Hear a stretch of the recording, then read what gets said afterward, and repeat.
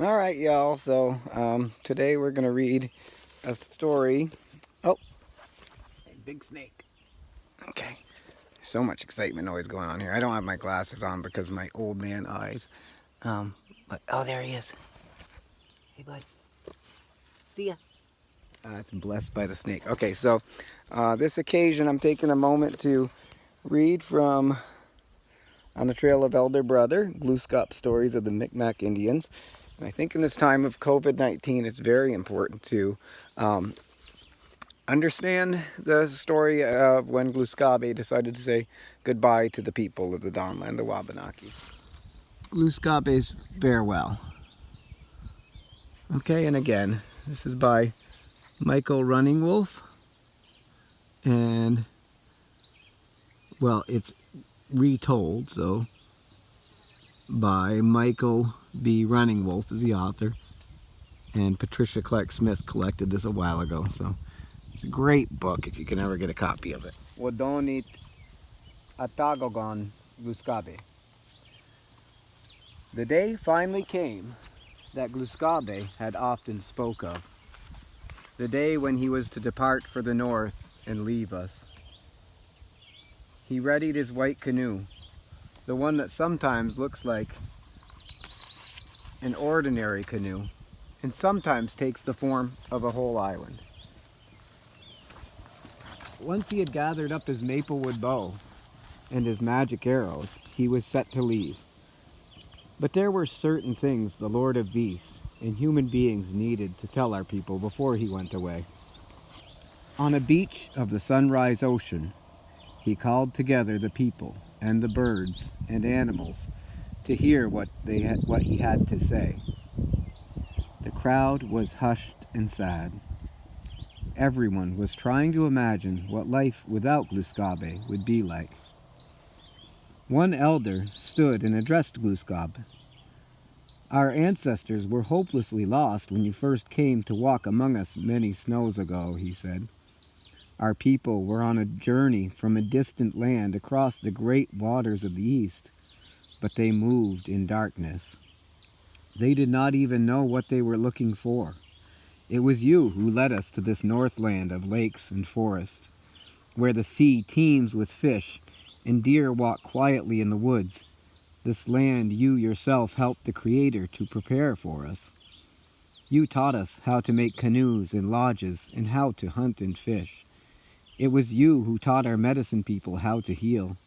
It was you who taught us how to behave toward one another and how to govern ourselves. For all these things we thank you, but how shall we live without you?"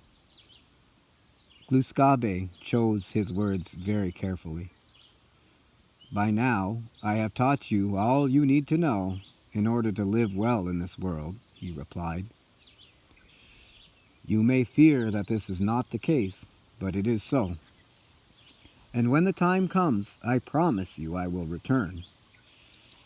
Only one thing remains to be given to you, and that is a knowledge of things that will come to pass before I come back to walk among you once more. I'm going to give you that knowledge now." Glous'gap spoke slowly, and the people listened very hard. They knew they must remember every word Glous'gap was saying to them. "I see warriors of the serpent peoples moving northward from their southern villages," Glous'gap began. "They are led by one called the Black Turtle. Your own bands will move northward and have an uneasy alliance with them for a time, but a great war will break out among their own confederacy, bringing that peace to an end. War, death, and pillage come with the serpents. Another invasion will come down from the north, along the land of the sunset far to the west of here. Those who come are the brush wolf peoples.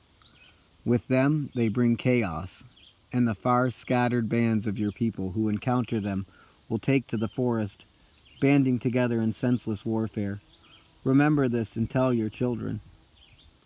Glous'gap closed his eyes, and it was clear that he was seeing in his inner sight all the dire things he was predicting. "Far off is another invasion," Glous'gap continued. In enormous canoes, bearded men are coming from across the great waters of the sunrise. Those wooden canoes are as many as the snowflakes of winter. These people are white, and they are like hungry, unenlightened children. They will take this land and its lakes and forests away from you.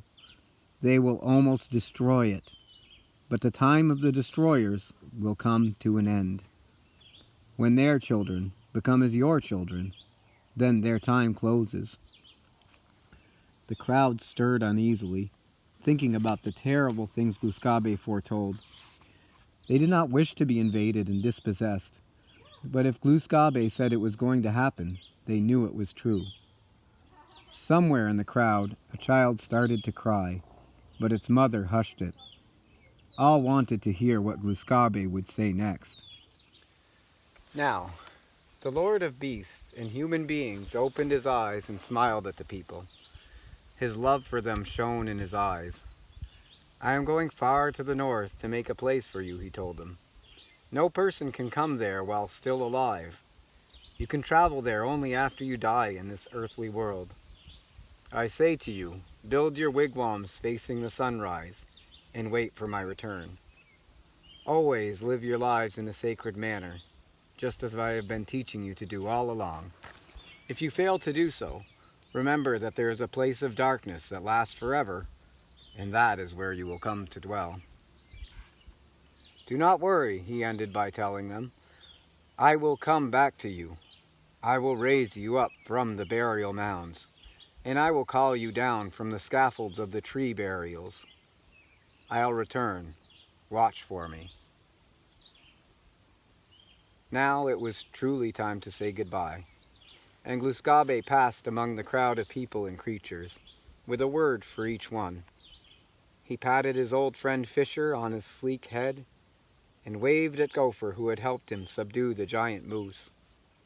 Hardest of all for Glous'gap to take leave of were his dogs, and his dearest friends and relatives, kindly Mrs. Bear, brave Pine Marten, and good-natured Grandfather Turtle. They wept at the thought of parting with him, but they knew that Glous'gap was doing what he had to do and going where he had to go. Glous'gap seated himself in his canoe that gleamed white as a glacier. As he began paddling north along the shoreline, his watch geese set up a loud honking salute of farewell. After he paddled a little farther out, Bootup the whale joined him and swam along beside him for a bit to keep him company. Then she fell back, spouting goodbye, and soon Glous'gap's canoe looked to those on shore like only the tiniest speck on the horizon. At last, even that speck disappeared, and Glous'gap was gone. Today, our people still think back on Glous'gap's last words to us. We know of things that have come to pass, just as he foretold. Sure enough, Iroquoian people came up from the south and invaded our territories, and we had many years of grievous warfare with them. Sure enough, the Navajos and the Apaches came down from Alaska into the southwestern part of the land, where the little summer woman dwells. And just as Glous'gap said, the white people came. Now, much of our land is lost to us, and the same land has suffered greatly under the white people's keeping of it. Is a time yet upon us that Glous'gap spoke of? The time when the white people's children shall become as our children, and their rule will be ended, and Glous'gap will come back to walk among us? No one is certain. We can only try to live as he taught us. Always, we wait for his return. And so, I think if we take the time, and I tried to take the time to read it a bit slower than normally I've been trained to read, like I'm in a rush to get through things, I think if you think upon these words and realize the Abenaki have been long declared extinct by the powers that be, the the ones who claim these lands, the United States of America, what it's known as today. But when we have an accurate idea of the true length of time approaching our most wise relatives and ancestors, which are the animal people, the younger, the plants, older, and the stone people, which are much older, we realize this is a blink of an eye. The people have been here in the Dawnland for thousands and thousands of years. Who knows how long? That's beyond our memory. But they've never left. And there has been a great myth and story constructed by the white white people. They're my pigment. They have beards like me, bearded white. Look just like me.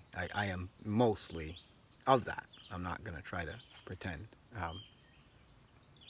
I am a 10th generation descendant from the original best friend of Samuel de Champlain's interpreter. So I represent, as a living agent on Earth, the meeting of love and partnership as equals. My ninth great-grandmother, Marie Olivier Sylvestre, was the first to marry the French. So it is not the usual narrative of exploitation, theft, whatever, what have you. My ancestry proves that they met as equals. And so I have no hate or spite against the white people. That's the name they gave themselves. That's what the prophecies were told to warn of. But I think that with COVID-19, we have reached an era where the white people need to come to humility. They need to come to the fire, the meeting in humility. And the terrible things that have happened to George Floyd, which unfortunately is just a repeat of what has always come against the terribly exploited, I'm going to use quotes, black. And I use these quotes because they are all fictions. There is no such thing as race. These are just skin pigments. The ones who had a skin pigment of black from Africa, they have been always treated horribly and exploited. And George Floyd, perhaps in the time of COVID-19, caused such a huge stir that now it's my hope and prayer that we finally come to understand that we need a new covenant in America. We need a new agreement. I sadly believe that the Constitution, as far as the colonialist setup to try to hybridize European values and the Iroquois Confederacy and others, I believe it is at a failure point, and I think we need a new covenant. I could be wrong, but regardless, we need to proceed with justice. And now that the white way of rushing, hurrying, and exploiting, destroying, using up all the resources as if they're using nature as a resource is, I believe, coming to an end. Well, no, it is coming to an end. The choices are, there's two paths. One is coming to an end by transformation and the sort of more positive element of transmutation of our forms of governance, behavior, and culture so that we are once again in line with nature. Or we will immediately go back to the exploitation of nature, the toxic interpretations of history that the Black Plague-infested European post-Renaissance Enlightenment believed in, exploiting, conquering, destroying, usurping, taking all the resources. If that continues, I believe a very good portion of humanity will be wiped out until we reach ecological balance. So the best we can all do is learn to embrace the voices of the ancients, of the ancestors, and try to connect with the land in a way that maybe we've never connected before. That's the message of Glous'gap. And so I don't know if he's coming back any day now. But as it says here, we must act in accordance with how he wants us to, according to his teachings. Now, I'm going to sign off and wish you all a blessed, beautiful, wonderful day, as you can see here. In these troubling times, this is the world that my ancestors worked so hard so that I could be fortunate enough to live in. Listen, such a beautiful day. So what I'm going to do is turn the camera around. You don't want to look at me anymore. Let's look at the beauty of nature. If I can figure out how to switch this angle here. Hello. Oh well, we'll mix this later. Go turn around camera. Turn around. Is there a button? Is it do something to get rid of this? Turn it around. How you do it? What's this button for?